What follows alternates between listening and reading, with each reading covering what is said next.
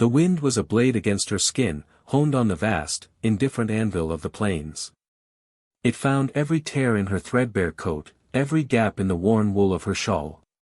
Ilara pressed her cheek against the rough-hewn timber of the corral gate, the splinters a dull, distant pain compared to the ice that had settled deep in her bones. Before her, 100 yards of snow-dusted earth away, a solitary house stood against the bruised twilight. A single window glowed with the warm, buttery light of a lantern, a beacon of life in a dead world. It was a life she had come to steal a piece of. The weight of the old revolver in her pocket was a cold, unfamiliar promise. It was her last resort, a desperate gambit born from weeks of hunger and flight. Her stomach was a hollow, aching knot. The shivering was no longer a response to the cold, it was a tremor originating from the very core of her, a violent shudder of a spirit worn down to its last fiber. She had been told the man who lived here, Silas Cole, was a recluse, a man who kept to himself, hoarding whatever small fortune he'd wrested from this unforgiving land. The whispers in the last settlement, a place that had offered her nothing but suspicious glares and closed doors, painted him as stern, solitary, perhaps even cruel. It made the decision easier. One did not feel guilt stealing from a ghost. Her plan was simple, forged in a delirium of starvation: wait for the light to go out, find an unlocked window, take what was portable, food, money, anything, and disappear back into the night that had become her only confidant. But the cold was winning. Her fingers, stiff and numb inside thin gloves, could barely curl. Her thoughts grew sluggish, the clear lines of her desperate plan blurring into a fog of pure misery. She wasn't a thief. Not really. She was a ghost already, haunting the edge of a life she couldn't have, and the wind was threatening to blow her away entirely. He found her like that, a crumpled shape of sorrow against his gate, barely distinguishable from the deepening shadows. The crunch of his boots on the brittle ground was the only warning. Ilara's head snapped up, a jolt of pure terror cutting through the fog. He was a tall silhouette against the last vestiges of daylight, broad-shouldered and still. Panic seized her throat, choking the air from her lungs. Her hand flew to her pocket, her numb fingers fumbling for the cold steel of the revolver. This was it. The confrontation she had dreaded, the violence she was ill-equipped to perform. He stopped a few feet away, his face obscured by the brim of his hat and the gathering dark. He didn't shout. He didn't draw a weapon of his own. He just stood there, watching her. The silence stretched, filled only by the ceaseless moan of the wind. She could feel his gaze, steady and assessing, not with malice, but with a kind of weary curiosity. It was more unnerving than any threat. "You'll die out here," he said. His voice was low and rough, like stones grinding together, yet it held no anger. It was a simple statement of fact.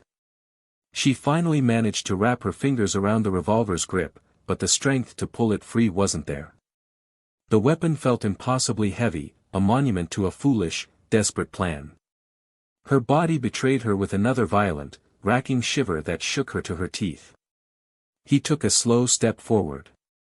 Instinct screamed at her to run, to fight, to do something, but she was frozen, pinned by the cold and her own exhaustion. He stopped again, close enough now that she could see the frost clinging to his beard, the deep lines etched around his eyes. They were the eyes of a man who had stared into the same unforgiving horizon for a long, long time. He seemed to see everything, the hunger, the fear, the pathetic weapon in her pocket she couldn't even draw. He saw the ruin of her, and in his gaze, she saw not contempt, but a flicker of something that looked unnervingly like recognition. He extended a hand, large and gloved. It was not a gesture of aggression, nor one of pity. It was an offer, simple and direct. "The house is warm," he said, the words barely carried by the wind. There's stew, her mind, a whirlwind of suspicion and terror, fought against the sheer, irrational pull of that gesture. He was the target. The enemy. But her body, starved and freezing, yearned for the promise in his words. Her gaze fell to his outstretched hand, then back to his steady eyes. The intent to rob him, the cold metal in her pocket, the persona of a desperate criminal she had tried to wear, it all felt like a flimsy costume in the face of this quiet, stoic reality. With a shuddering breath that felt like a surrender, Elara ignored the weapon in her pocket. Her trembling, frozen fingers uncurled from the splintered wood of the gate, and she reached out, taking his hand. The warmth of his grip, even through 2 layers of leather and wool, was a shock. It was a solid, grounding presence in her disorienting world of cold and fear. He did not pull her, but simply held her hand, a silent anchor as she found her unsteady feet. The short walk to the house was a blur of staggering steps, the wind at her back now, pushing her toward the light. He opened the door and ushered her inside, into a world of overwhelming sensation. The heat from a large stone hearth washed over her, so intense it was almost painful on her frozen skin. The air smelled of wood smoke, old leather, and the rich, savory aroma of the promised stew. The small cabin was sparse but orderly. A rough-hewn table with 2 chairs, a bed built into the far wall, shelves lined with tins and supplies. A rifle rested on pegs above the mantelpiece, a silent testament to the realities of this life. There was a stark functionality to the space, yet it felt like a sanctuary. He gestured toward a chair near the fire, and she sank into it, her limbs trembling with a combination of relief and residual adrenaline. He moved about the room with a quiet economy of motion, ladling thick, dark stew into a wooden bowl. He placed it on the table, along with a hunk of dark bread, then returned to the hearth and stoked the fire, his back to her. He did not speak, did not ask for her name or her story. The absence of questions was a gift more profound than the food. It allowed her to exist for a moment without the weight of her past, without the need for lies or justification. Elara ate. She had meant to do so slowly, with some semblance of dignity, but the first spoonful of hot, meaty broth was a revelation. It was an agony of pleasure, chasing the cold from the inside out. She devoured it like a wolf, barely tasting it, her focus narrowed to the primal, desperate need to fill the aching void inside her. When she was finished, the bowl scraped clean, she finally looked up, her breath catching in her throat. He was sitting in the other chair, watching her. The lantern light carved deep shadows into his face, but his expression was unreadable. Shame washed over her, hot and prickling. He had seen her desperation in its rawest, most animalistic form. She braced herself for the judgment, the inevitable question of payment, the casting out. Instead, he simply pushed the tin plate with the bread closer to her. "Eat," he said, his voice still that low rumble. And so she did, more slowly this time, her gaze darting between the man and the fire. The initial terror had subsided, replaced by a wary, fragile calm. Her hand, of its own accord, drifted to the pocket of her coat. The revolver was still there, a cold, hard lump of shame. He had given her warmth and food, and she had come to his home with the intent to threaten and steal. The weight of it was suddenly heavier than any exhaustion. For days, she did not speak her name, and he did not ask for it. He called her ma'am, a formality that felt both strange and respectful. He gave her a pile of mending, his work shirts, worn thin at the elbows, and a needle and thread. The simple, repetitive task was a balm to her frayed nerves. It gave her hands something to do other than tremble. It gave her a reason to be by the fire, a purpose within these 4 walls. She watched him. She learned the rhythm of his days. He rose before the sun, his movements quiet so as not to wake her where she slept on a pallet by the hearth. He would tend to his few cattle and 2 horses, his silhouette moving against the pale dawn. He mended fences, chopped wood, and moved with a tireless strength that spoke of a long-practiced resilience. He rarely spoke, but his actions were a language she began to understand. A log placed gently on the fire when he saw her shiver. A second blanket left at the foot of her pallet without a word. He never encroached on her space, never looked at her with anything but that same, steady neutrality. The suspicion inside her began to thaw, slowly, painfully. She had known only cruelty and indifference from the world, and this quiet, undemanding kindness was a foreign landscape. Her internal monologue was a constant battle. He wants something. No one is this decent. He is waiting. He will turn me out when I am no longer useful. But day after day, he proved her fears wrong. One afternoon, a week after her arrival, he returned from the barn carrying a newborn calf, its coat still slick and dark. Its mother had not survived the birth. He laid the shivering creature on a bed of hay near the fire, his large, calloused hand surprisingly gentle as he rubbed it dry. Elara found herself kneeling beside him, watching him try to coax the calf to take milk from a bottle. After several failed attempts, he looked at her, a silent question in his eyes. She took the bottle from him, her smaller fingers seeming to fit the task more naturally. She cradled the calf's head, murmuring softly, and after a moment of struggle, it finally latched on and began to drink. In that shared, quiet moment of nurturing a fragile new life, something shifted between them. He looked at her, and for the first time, she saw not just neutrality, but a flicker of something softer. A hint of a smile touched the corner of his mouth. "You have a way," he said. It was the closest he had come to a compliment, to acknowledging her as something other than a stray he had taken in from the cold. That night, sitting by the fire, she finally spoke the first voluntary words she had offered him. "Elara," she said, her voice rough from disuse. He looked up from the harness he was mending. He nodded slowly, as if committing the name to memory. "Silas," he replied. It was not a conversation, but it was a beginning. It was an exchange of names, a quiet acknowledgement that they were no longer just a man and a woman, but two people sharing a space against the vast, encroaching wilderness. The fragile peace was shattered 2 weeks later. The snow had melted, leaving the land a sea of mud, and a weak, watery sun promised a spring that still felt a lifetime away. Elara was outside, scattering feed for the small flock of chickens Silas kept, when she heard the horses. It was not Silas's steady, familiar gelding. This was the sound of two riders, coming fast and carelessly. A cold dread, sharp and familiar, coiled in her stomach. She knew before she even saw them. She straightened up, her heart hammering against her ribs, and watched as two men crested the low rise to the east. They were the reason she had fled, the reason she carried a revolver she didn't know how to use. Jed and Marcus. Hired hands from the farmstead she had worked at, a place run by a man whose kindness was a mask for his possessive cruelty. When she had refused his advances one too many times, he had sent these two to persuade her. She had escaped in the night with nothing but the clothes on her back and the foreman's forgotten pistol.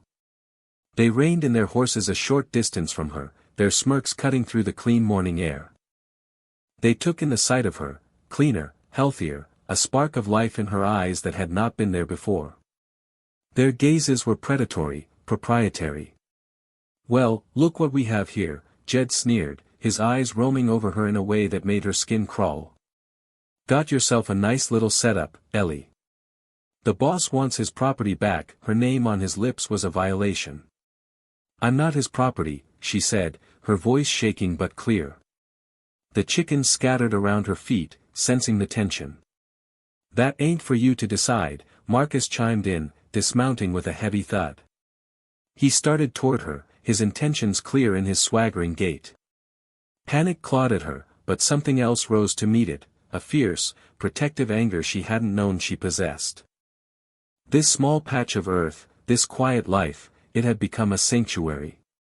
She would not let them taint it. The cabin door opened. Silas stepped out onto the porch, his rifle held loosely in one hand, pointed at the ground. He didn't raise it. He didn't need to. His presence alone was enough to make Marcus halt his advance. Silas's face was a granite mask, his eyes fixed on the two men with a cold, flat intensity. "She's not going with you," he said. The words were quiet, but they carried across the yard with the finality of a closing door. Jed laughed, a harsh, ugly sound. "This ain't your concern, old man. This is between us and the girl. She's on my land," Silas stated, taking a slow step down from the porch. That makes it my concern. He was not a large man, not a brawler, but he stood with the unshakable certainty of a mountain. He was defending more than just a woman he barely knew, he was defending his home, his solitude, the principle of a line that should not be crossed. Marcus, emboldened by their numbers, took another step. "We ain't leaving without her." In that moment, Elara knew she could not just stand by and be the object of their dispute. The weeks of quiet dignity, of purpose, of being treated as a person rather than a thing, had reforged something inside her. The shivering, terrified girl at the gate was gone. She turned and walked, not in retreat toward the house, but deliberately toward the woodpile where the axe was sunk deep into a splitting stump. Her heart pounded a frantic rhythm, but her hands were steady. She gripped the worn handle, the familiar weight of it a comfort.